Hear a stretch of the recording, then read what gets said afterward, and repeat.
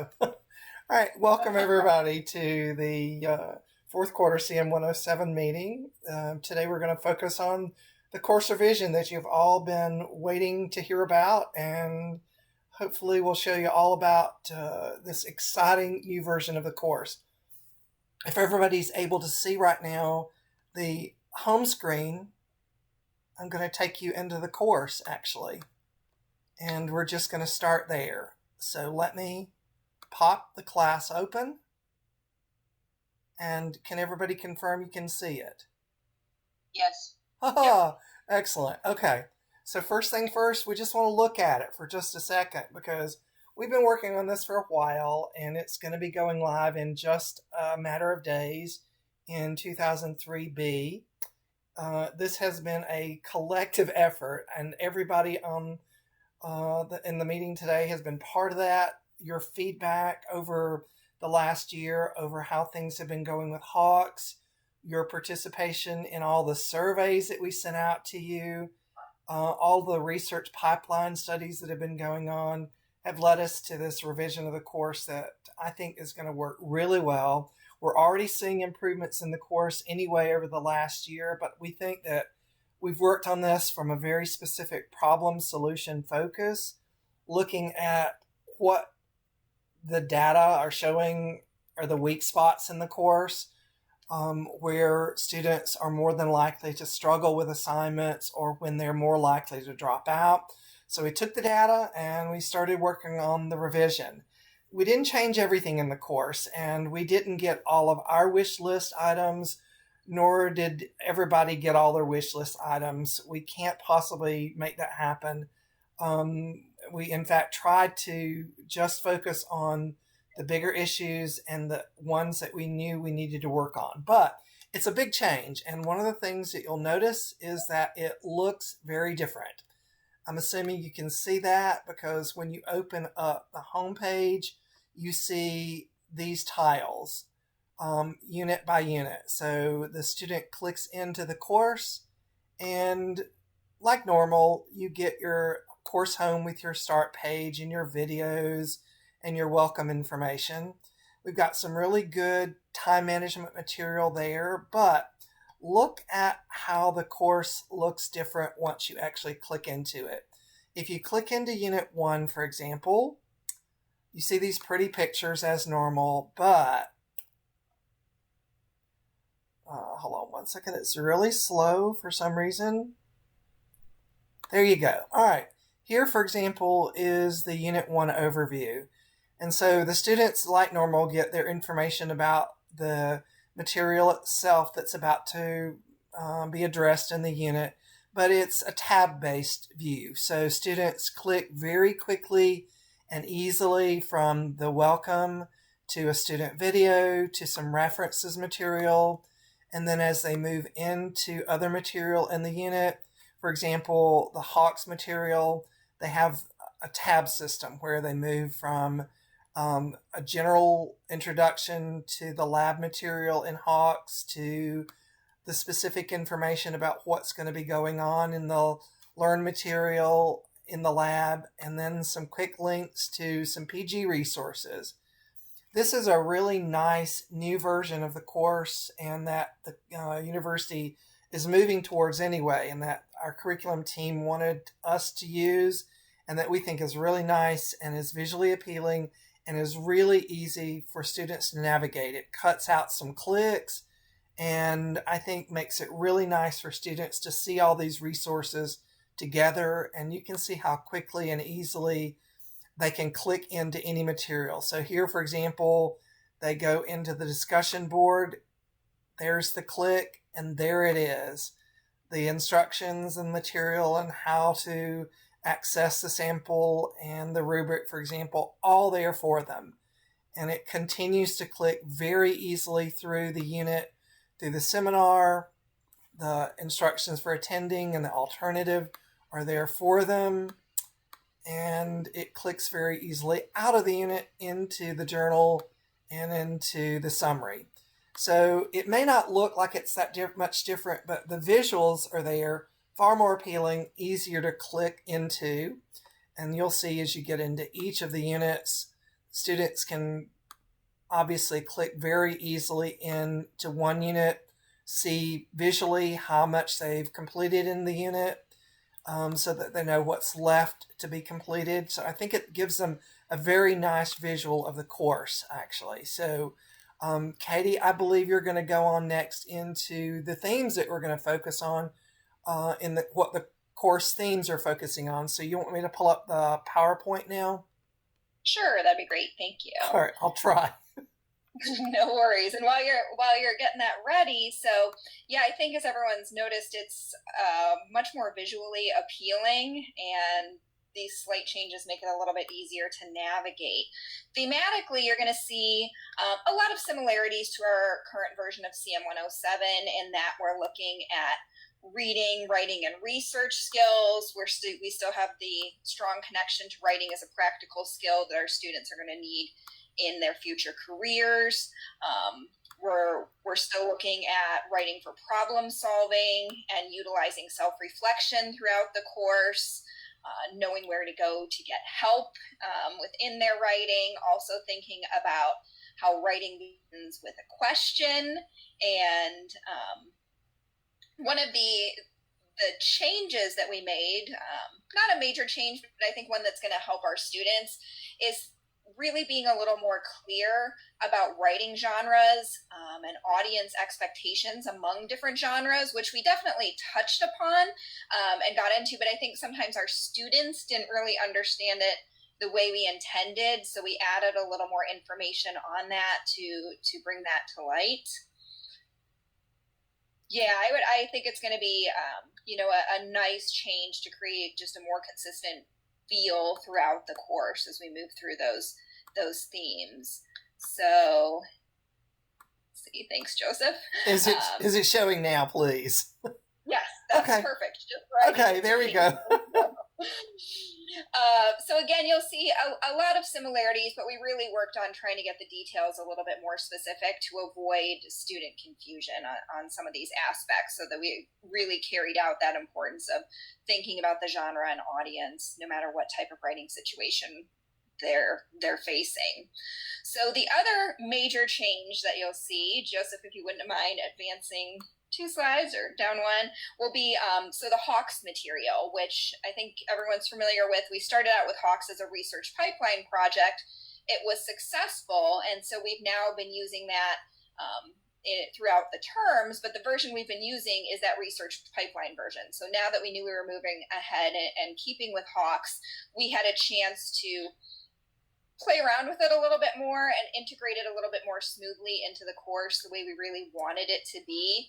So Hawks has been really good about revising the content. So they really went through with that fine-tooth comb to remove any literature questions or points that weren't really connected to our course. We also wanted to make sure we removed any persuasive writing questions because we saw some of those popping up. We worked with them to write some content, and then their specialists added on to that to really expand the question bank. So I think this content's going to be definitely relevant and in alignment with our assignments and our students. But definitely, if you do come across any literature questions or persuasive writing questions that might have snuck in there, please let us know, and especially if you can screenshot them. Hawks is really good about correcting those as soon as we find them. Hopefully we've caught them all, and they should be good to go, but definitely let us know.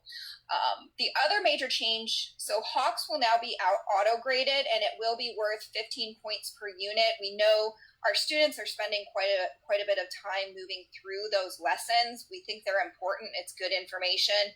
So we did up that point value just to make it more enticing to students to really see the importance and value of utilizing that Hawks material. So we'll be utilizing our own PG content then to reinforce those objectives and fill in any gaps that may exist within Hawks content.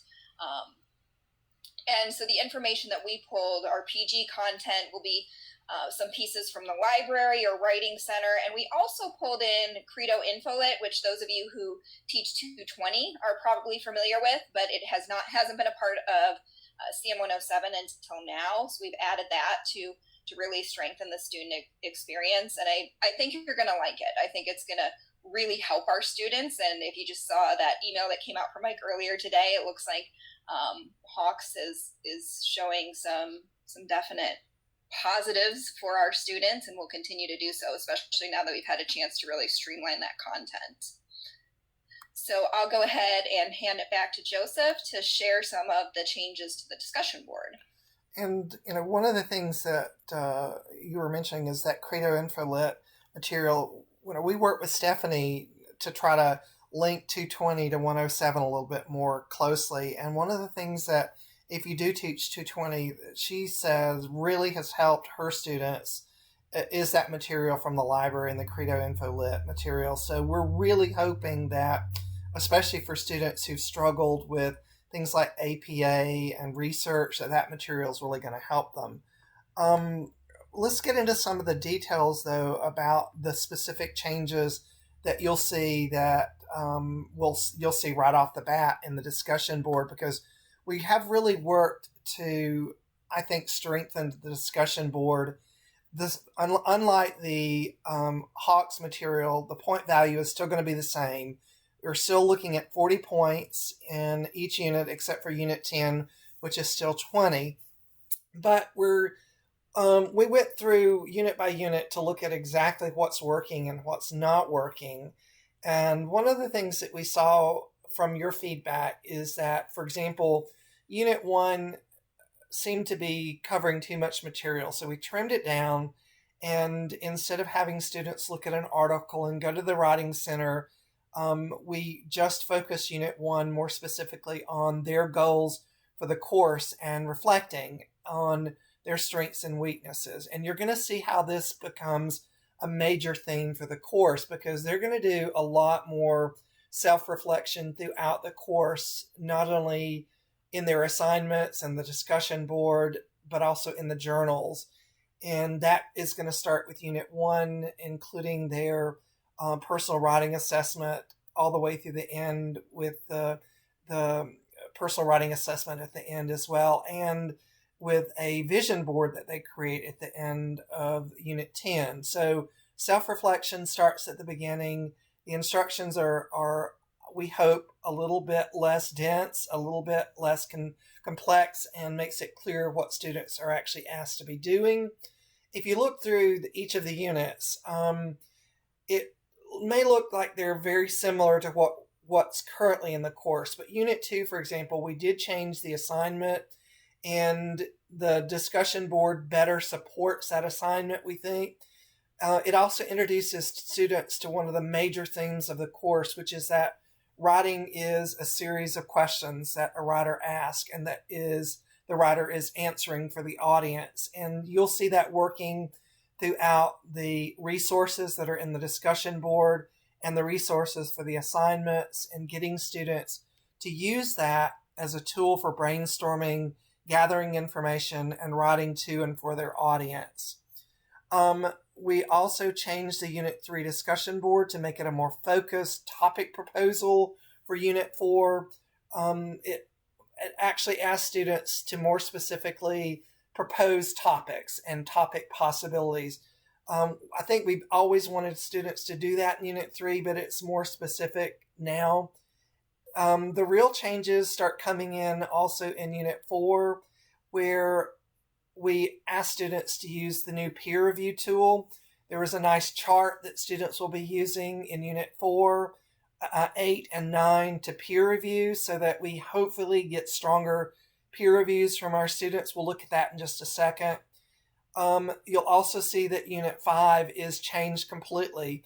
Currently, it is a thesis and an outline. And what the data showed us is that when we're moving students into the academic essay assignment, they're a little bit shocked by the shift, and that by asking them to immediately come up with a topic and a thesis, a lot of them immediately start freezing and they stop writing. So we pulled it back just a little bit. And so Unit 5 is now a topic proposal, just like Unit 3, so that students are more softly moved into the process.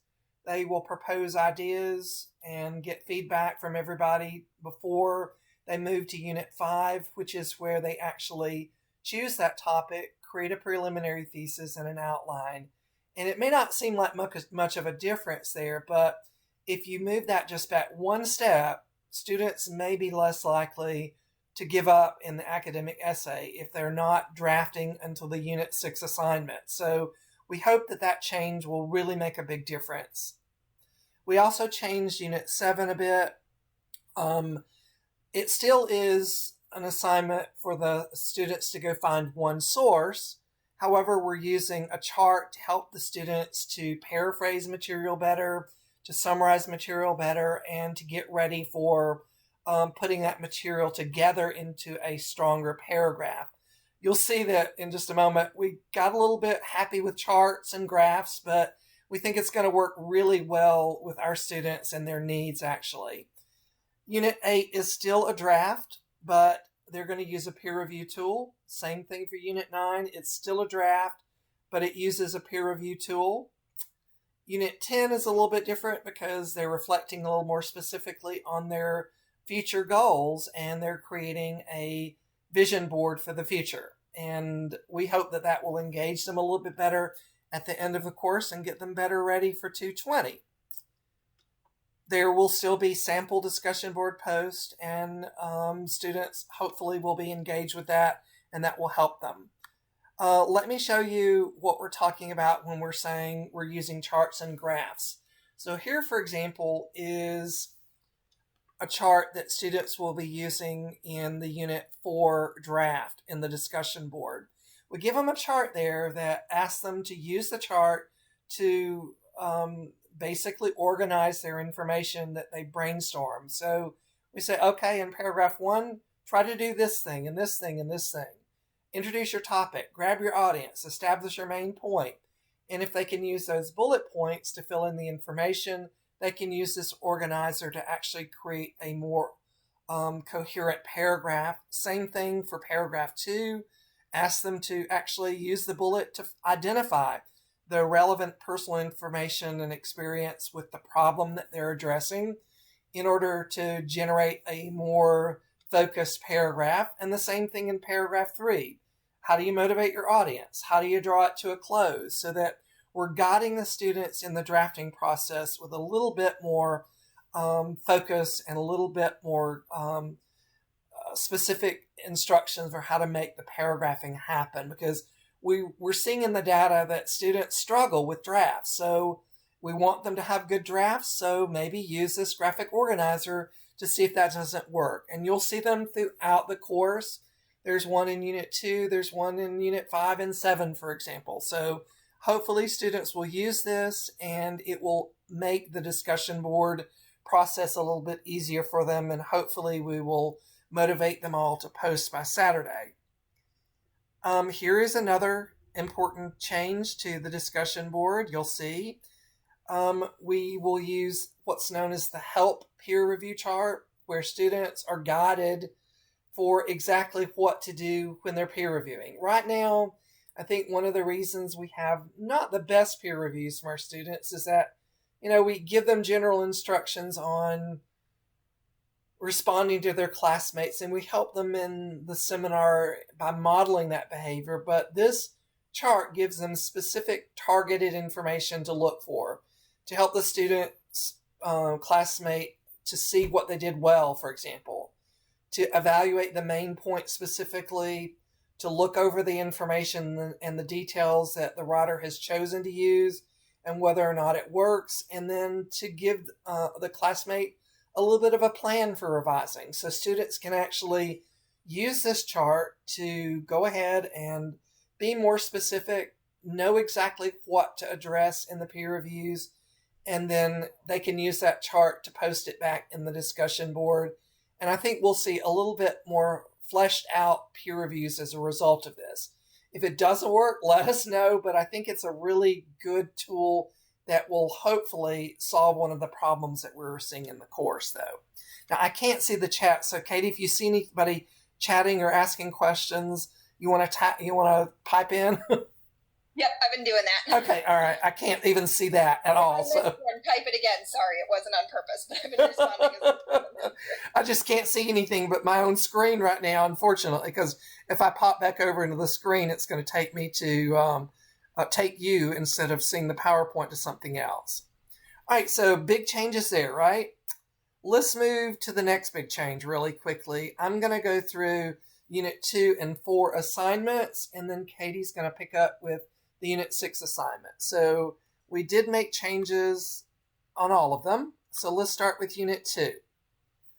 So one of the first things that we noticed following the problem solution method was that Unit 2, despite our best intentions, was overwhelming to students. We want them to read something, we want them to apply their reading comprehension skills, but it was a little overwhelming. So the Unit 2 assignment is going to be a little bit different. Number one, the point value is much lower. We've lowered the point values out of necessity because we did up the point values with the Hawks material. But we also wanted to lower Unit 2 to make it even a little bit less threatening. It's now going to be a 2-paragraph assignment, and students are going to have more choices. It's going to also reinforce 2 of the themes of the course. The first is the genres, the blog post, the peer-reviewed journal, or a business report. So students can pick one of the 3. They don't have to pick a peer-reviewed article. They can go ahead and read something more informal. They can, if they want to, read a peer-reviewed article. They can, if they want to, read a business report. And what they're then going to do is, we hope, is by having everybody to make choices and then share those choices, they're going to be introduced to these genres and genre expectations earlier in the course itself. They're also going to then continue to apply their reading comprehension skills to let us know a little bit more about the article and what makes it effective. But the focus of this really is on analyzing how the student can use this writing, this effective piece of writing, as a model for themselves as writers. So what they're going to be doing is reflecting on exactly what this writer does well, that they would like to be doing as writers themselves, explaining what specific skills the writer is using or strategies that they themselves will be hopefully applying in their future writing in this course and any place whatsoever. They're also going to be getting some practice with research and citation early on. Everybody's asking for that. We want to lead them into it easily, though. So what they're going to do is go to the Writing Center, look at the definition of effective writing, and use that as a really brief beginning to this assignment, give it credit, and then cite it at the end of the paper in a brief reference that does not have to be in perfect APA format. We let them know early on that they can use an informal format for citing it as long as they cite it, and that they're not really going to be graded on how perfect APA is with their citations. They're just simply going to be going into it step by step, but instead of waiting until Unit 7 and 8 to get to it, we're starting in Unit 2. And we recognize from your feedback how important that was. So to get that in and to make sure students could get that practice, we trimmed the other requirements down so that we're still able to give them feedback, but so that it's not overwhelming. So we hope that this, I think it's actually a really engaging and interesting assignment, and that students will like it because they get choices, and they'll like it because they get to write about themselves as writers and to reflect on how they're going to improve. So it matches up with the themes that they established in Unit 1 and helps them to think more about themselves as writers. So, any questions about that assignment? Pipe up if you do. You got that. You got the mic if you want, and I can hear you if you do that. No questions? You're overwhelmed, right? Joseph, I have a question. Yes. This is Jamie, and Hey, that Jamie. is, are the seminars going to reflect this? Do we have like whole new seminars to do and that kind of thing? Yep. Not only that, Jamie, but Excellent. they get early material that supports everything. So, for example, Yay. they're going to get early material in Unit 2 on going and finding material in the library. They're going to get early material on why it's important to give credit to sources.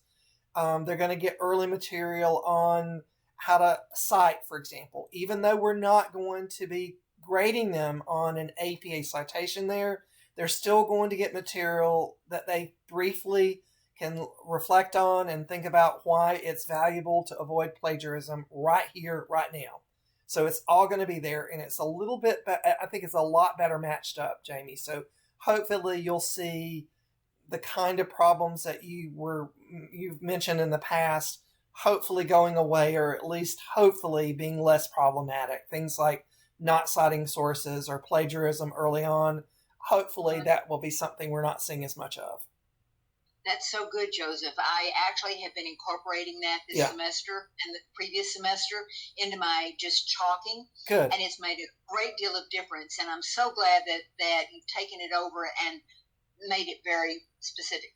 And what we couldn't do there, Jamie, was flip the units. So because of the way that they're set up with the outcomes, we couldn't change them. So we heard everybody's suggestions about that, but because we couldn't do that, we said, okay, let's see what we can do instead. And I think this is a good compromise, actually. Yeah, good.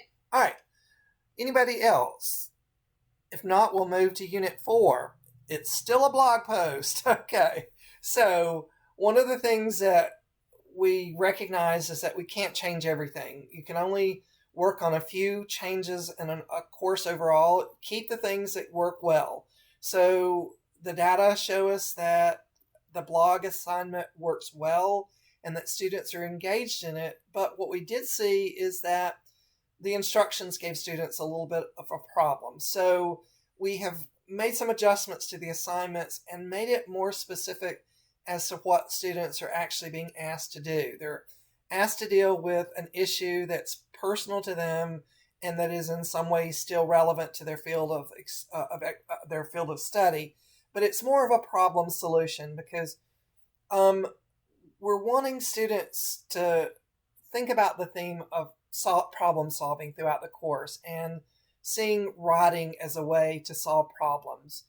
For example, the Unit 2 assignment, it really does reinforce that idea because they're dealing with their own problems as writers and how modeling themselves after a writer could help them to solve problems. Unit 4 is doing the same thing. We're wanting them to see immediately that other people have problems too, and that if we, as writers, use our voice and our experience, and we share our knowledge, we can help others. But the assignment instructions very specifically want them to be more focused. I've seen students struggle with this because they want to do too much in this assignment. So it reinforces the idea that your main point needs to focus on one problem, one solution, and using your experience to help the audience see how that one recommendation will work well. So it's a little more focused. At the same time, it's using what we saw as a very helpful and effective assignment with some trimmed down instructions. We hope, though, that because we also give them the option of going and doing a little bit of Google searching for a topic and maybe using a source very briefly and citing it in Unit 4 if they want to, that they'll get some practice with using a source carefully and briefly and citing, which continues to help them with their research. It's not a requirement, but it's an option, but they are told that they can use it only briefly to establish the relevance of the problem. So they might, for example, say that 50% of teenagers are known to have problems with depression. Then the rest of it must be personal and it must move away from sources. So they get a brief opportunity, and hopefully it also reinforces the idea that this is about them and their experience in the audience and not research yet. But it also will give them a nice little connection and to the upcoming research paper itself. All right, any questions about the Unit 4 assignment?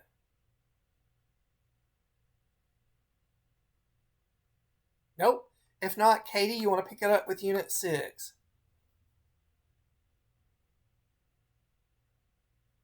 Sure, thanks. So Unit 6, you'll see similarities in that we're still going with the academic writing, drafting without sources, but the biggest change has been to the research plan. So we're going to continue with using those graphic organizers to help keep students perhaps a little more focused. Oh, thank you. There, it moved to full screen now. Keeping students a little more focused as they move into this. So the research plan, which might be a little hard to read, but it's that bottom chart below. So first, the assignment itself, they have a breakdown which explains step by step how to focus these paragraphs. Hopefully that's going to lead to stronger, more complete Unit 6 assignments, more focused Unit 6 assignments.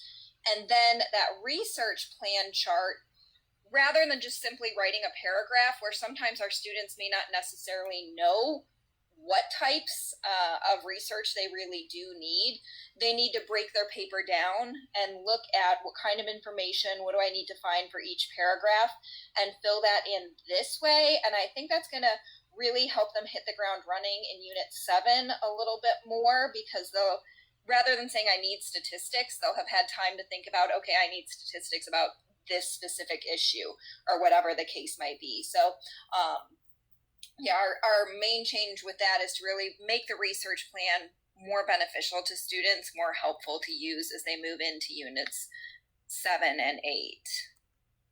Okay, so then next changes, going with Unit 8 is still pretty much the same. So we're still, asking students to look at what has caused the change or the effects of the change. Really what we focused on are clarifying some of the instructions, really reiterating to students that it's not what they want to see, hope to see, or would like to see in the future, that they're not writing a persuasive piece, that they're really staying focused on a specific topic. And then we also gave some more clear expectations when it comes to APA style. And the question came up earlier of when are we officially switching to APA 7th? And what we did actually in the whole course is just removed any reference to any edition and just put APA formatting so that we're ready to go whenever we are officially 100% 7th version versus 6th edition. So those are our biggest ones for Units 6 and 8. So not too many changes there. But looking at Unit 9, so we did take writing for professional writing, but we changed this one up a little bit and really tried to, again, connect to students the importance of these problem-solving skills.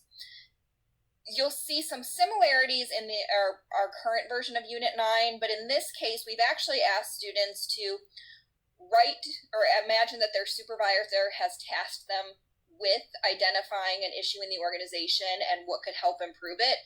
So in the past, we've always said, direct it to a decision maker, and students had to come up with that on their own. And I know I personally had a lot of students who would maybe write kind of this overarching memo to all employees, and they didn't really focus on the audience and thinking about a decision maker. So in this case, we've given that audience and presented it in a little more clear terms. And we have really indicated to students that they really need to look at one problem, one solution, keeping it concise and keeping it on point as they move through that. So any questions about the assignments as we've moved through these?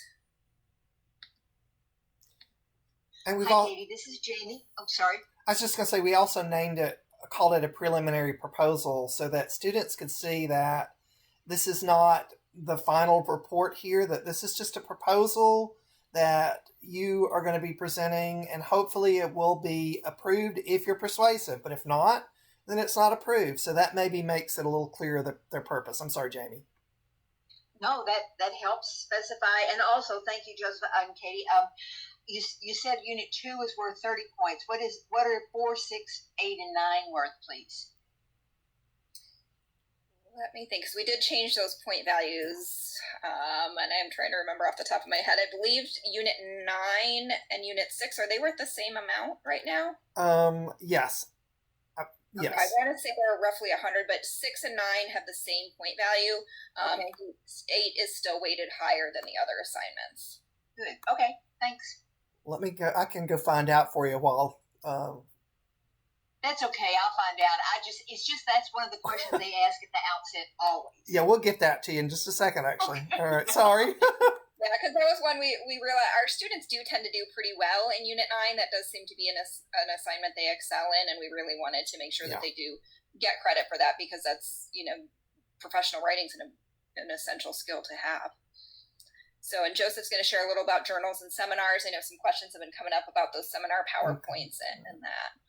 All right, so can everybody, I clicked a couple of times, so can everybody see journals? Yep, you're in the right spot. Okay, all right, so, we said that one of the themes of the course is self-reflection, and so what we've done is change the journal assignment. We've saw in the past a lot of students who just simply don't do the journals when they start getting to Unit 5 and 7, for example, where they're asked to reflect on what they're doing in the discussion board and what the feedback has been. So we want to make sure that students can still do something even if they're not proceeding with the course and getting their drafts in on time or their assignments on time. So what we've offered is options in the journal. So for example, if you look at the Unit 3 journal that's right here, it says complete one of the two following options. If you have completed your Unit 2 assignment, reflect on at least one writing, reading, or research skill you've improved on so far. Review the feedback you receive from your instructor and identify an area of improvement you need to continue to work on. So if students have completed that assignment, they can do this well. They've got the feedback from you. They can reflect on it, because we do want them to look at feedback. We know that a lot of students don't do that. So the assignment requires them to go to the gradebook and look at the feedback. If they don't, however, have that assignment submitted, here is their option. If you haven't completed your Unit 2 assignment yet, in your Unit 3 journal, instead identify your plan for submitting your Unit 2 assignment so you are caught up and improve your your CM 107 grade. What specific struggles are you facing with completing the assignment, and what assistance do you need from your instructor to make sure you succeed on your assignment? So if students are not completing the previous assignment and they can't reflect on it, at least they can interact with you in a more personal environment rather than, for example, just not posting to the discussion board in the next unit, or sending you a class question in the course itself.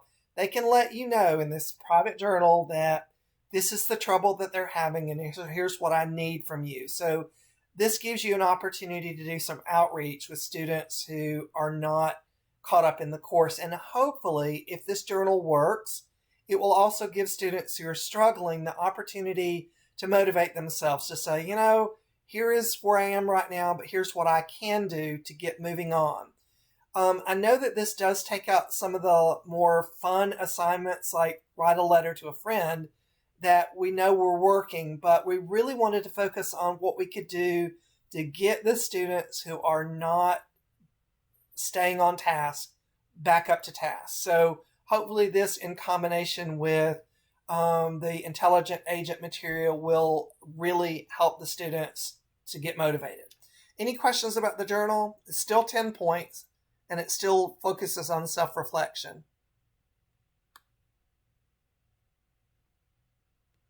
If not, we'll move to seminar. And real quickly, we have new seminar rubrics for everybody, and we'll look at them in just a second.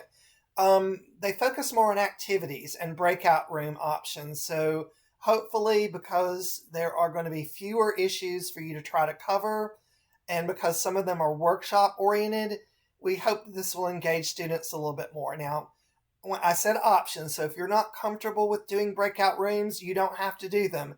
And the same thing holds for anything that's in these seminar PowerPoints. They are suggestions, and sometimes they have more activities than you can possibly cover in an hour. So use the PowerPoint shells and personalize them.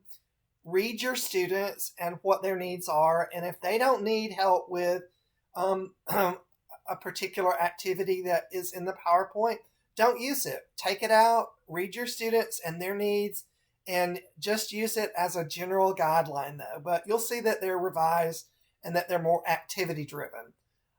Maybe next time we'll go to a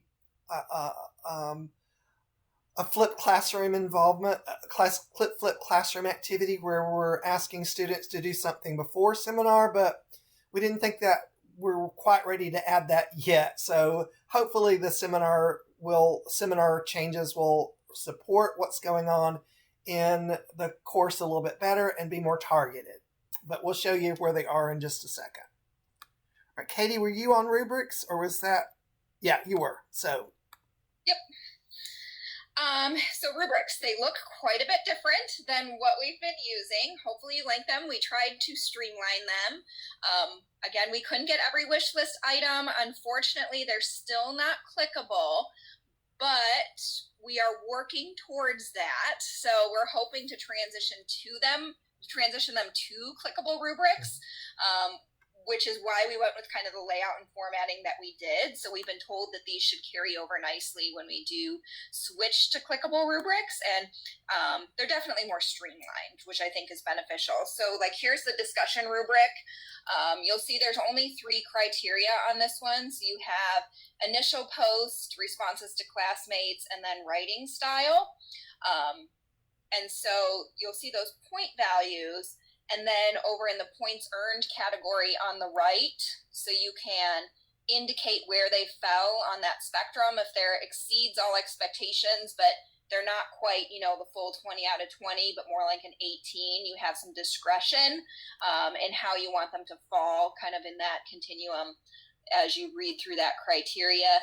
Another change you'll see is when it comes to participation responses, we do have in the full point value area that it's responds to 3+ classmates. So you have that flexibility of how many more than 3, but I think that's something students usually ask for when we say, the more than 2 requirement. So I'll let you check out the language we tried to streamline as well too. I think these are gonna be a little bit easier to use, especially when we move to clickable criteria. So the next changes would be similar formatting for the assignments. Specifically, we have the example here of like the Unit 6 rubric. It's worth fewer points than it has been in the past, and we're grading it as a draft. That is what its purpose is, to serve as a draft for the Unit 8 assignment. So we wanted to be fair when we're evaluating that. And as we developed this rubric, that we really want to focus more on the content, the ideas, the thesis. Are they in alignment with the focus for the assignment, rather than penalizing for, the more specific grammar issues and things that we can continue to revise and work on as we're moving into the final Unit 8 assignment and the integration of research. So I think these are going to be easier for us to work with as instructors, easier for students to read through and really understand the expectations. So, and again, give us your feedback. Let us know, because this format's a little different than what we've been working with before. Tell us, we're hoping they work, but let us know if you're seeing something come up or confusion among your students. We definitely want to hear from you on that. So the other change that you'll see within the course will be the use of intelligent agents. So they are actually going to be programmed in the course, so less work for you in setting all of those up.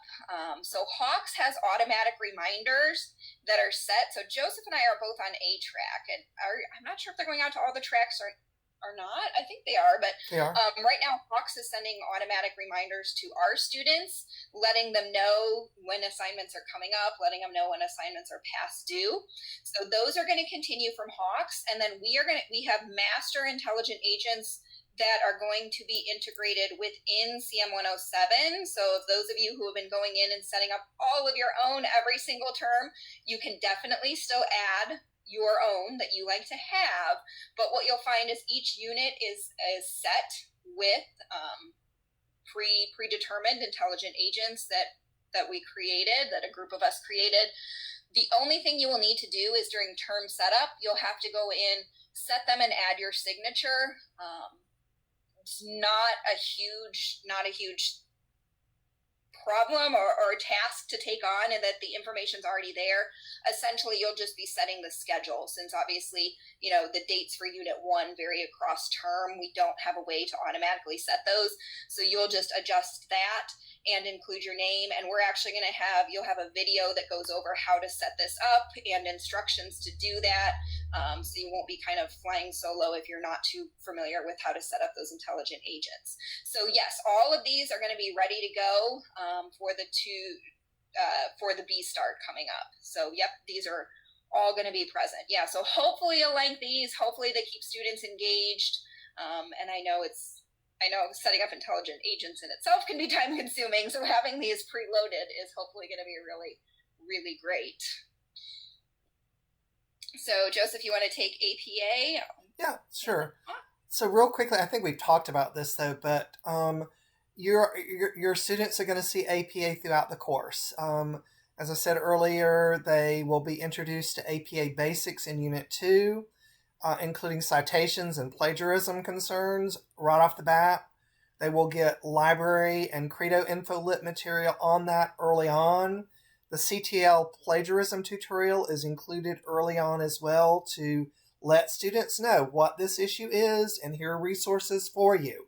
But the thing that we're going to focus on, not only throughout the course, but also in the rubrics, is the term APA style. So you'll see in the rubrics that students are not just asked to cite sources, but also to use language appropriate to audience and purpose and situation. So all of those things like grammar, language, genre, format, and citations are blended all into one rubric category, APA style. And you'll also see that it is a little bit more aligned with its value point system. So about 10% of any assignment is going to be APA style. So that if students, for example, are not following APA at all, they're not going to be qualifying for an A grade on an assignment.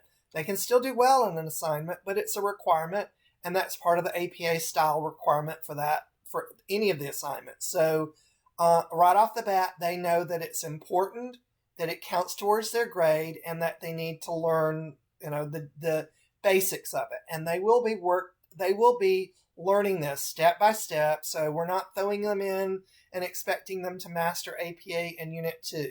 They're, asked to cite the Writing Center link real quickly and easily with just a hyperlink. They're not asked to do it in APA format yet, but they're learning APA style as they go along. And as Katie just mentioned, we are going to obviously follow through with a plan for transition to 7th edition by January. But as you're going through the course in the next couple of terms, as we're transitioning to APA 7th, be a little bit flexible if students are using 6th edition as opposed to 7th edition yet, but start talking to them about the transition to 7th edition, but just be willing to, if they make mistakes with the transition, to not, penalize them tremendously, because they are transitioning to that system as well. All right, before we close out to questions, though, I'm going to stop sharing this PowerPoint, and I'm going to show you one thing. Let me make sure it's closing out. This is, everybody, the CM107 resource Google site. Can everybody see it? No, not yet. Not yet. Okay. Well, it's not sharing. All right. Let me see what I can do to make sure. Well, you're loading that. So the question to come up, and this is the site that we're going to use to house the PowerPoints, and Joseph will show you that in a minute, that all that material, those resources are ready to go for those of you teaching on the upcoming B track. So we'll have everything linked there. All right. Tell me when it shows up. There you go. Yep. You're on now. Okay. So it's going to be a new house for our resources, everybody. We'll send you out the link here, and it will probably be prettier when we're finished with it. But just like any web page, you've got links up here at the top We'll put the video for the revision here so that everybody can have the recording. And then there's a brief overview of the changes that you can see. You'll also see there's a tab for announcements. And by announcements, we mean we're not going to be using s'mores anymore. We're going to the university mandated very brief announcements. So you're going to see right here, if you download from the website, and we'll email this to you anyway, there's just a brief list of announcements here that are only, about 4 sentences and some bullets that announce the unit and that you can personalize, but we want to keep them brief so that they are fitting into a screen and so that students who are using tablets and phones can use them and not be, I guess, overwhelmed by those beautiful images that we like in the s'more, right? But it is what it is. So up at the top, though, you can see there are other tabs, including your PowerPoint, your seminar PowerPoints. They're here and available for download on the site. You'll also see that the rubrics are here for download, although they are also in the course, and that things like what's due when, the 2003 B term, available for download easily through the site, and that there will be some material on Hawks as well. It's not created, I don't think, but yeah, there it is.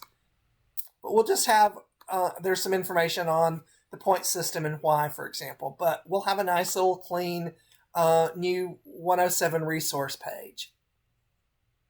All right, I'm going to stop sharing now, and let's see if I can stop sharing, and then open up to questions, and the mic is yours, everybody. I thought of one other thing we didn't mention, but I think some people picked it up. We're calling Hawks is using the term lab. So you'll see lab in the grade book, and we use lab throughout the course rather than quiz or learning activities or anything like that. Or it'll just be the term lab. Yeah. And